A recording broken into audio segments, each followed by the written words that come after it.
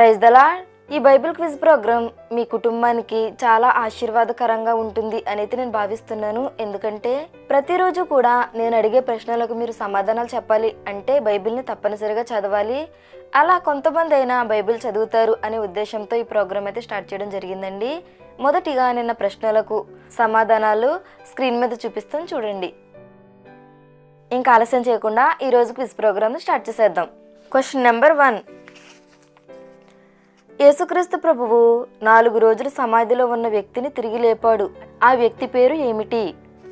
Question number 2. యేసుక్రీస్తు ప్రభువారు చేసిన ఆఖరు అద్భుత కార్యం ఏది? Question number 3. యేసుక్రీస్తు ప్రభువారు శిలువ మీద నుండి పలికిన మాటలు ఎన్ని? Question number 4.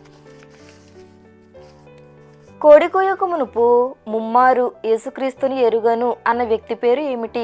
Question number 5. యేసుక్రీస్తు ప్రభువును అప్పగించినటువంటి శిష్యుని పేరు ఏమిటి? చూసారు కదండి. ఈ 5 ప్రశ్నలకు మీకు సమాధానాలు తెలిసినట్లయితే వెంటనే నాతో కామెంట్ సెక్షన్లో షేర్ చేసుకోండి.